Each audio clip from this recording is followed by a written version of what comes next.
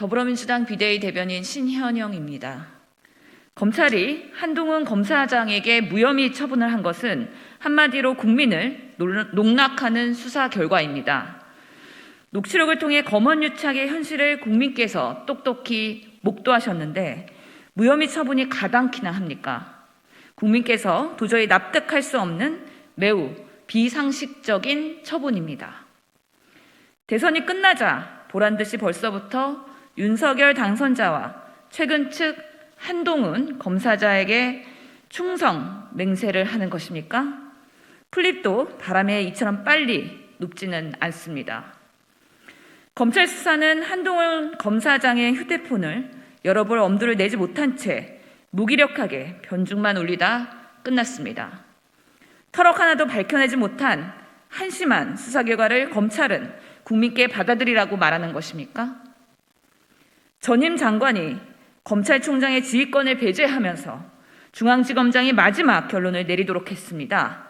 그런데 2년의 시간을 허비하고 기껏 이런 한심한 결과를 제출하다니 특권 검사들의 카르텔이 얼마나 강고한지 보여줍니다.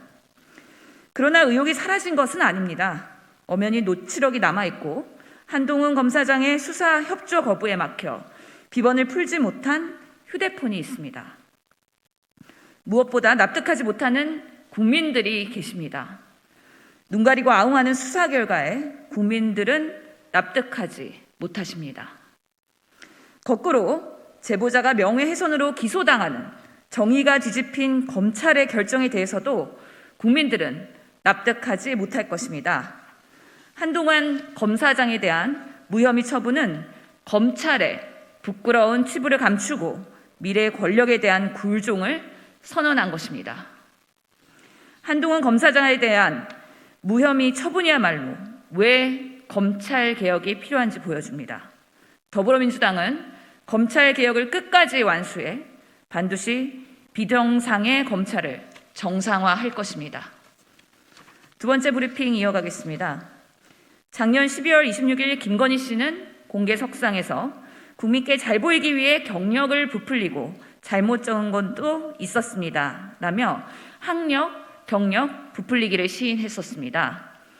그런데도 검찰은 김건희 씨에 대한 수사는 요지부동이고 함흥차사입니다. 도리어 수사를 촉구하는 현수막을 내건 시민은 압수수색했습니다. 김건희 씨의 도이치모터스 주가 조작 혐의가 드러나고 있는데도 소환조차 하지 않고 있습니다. 작전 세력 간의 통정 매매, 권오수의 증언, 시세 조정 정황까지 증거가 차고 넘치는데 검찰은 범죄 행위에 대해서 눈을 감고 있는 것입니까? 윤석열 당선자에 대한 검찰의 심기보자, 과잉 충성이 눈뜨고 보기 어려울 지경입니다.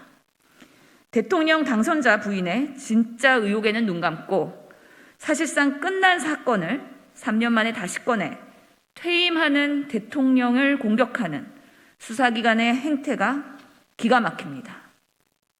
김건희 씨의 범죄 의혹을 명확히 밝히는 것은 새로 출범할 정부에 대한 국민 신뢰를 결정할 문제이자 대한민국 국격이 걸린 중대한 사안입니다. 검찰이 시간 끌기와 봐주기로 일관한다고 해서 끝낼 수 있는 문제가 아닙니다. 검찰과 경찰은 취임하지도 않은 권력에 충성 경쟁하지 말고 주가 조작, 논문 표절, 경학력 위조 이런 김건희 씨의 의혹을 철저히 수사하기 바랍니다. 이상입니다.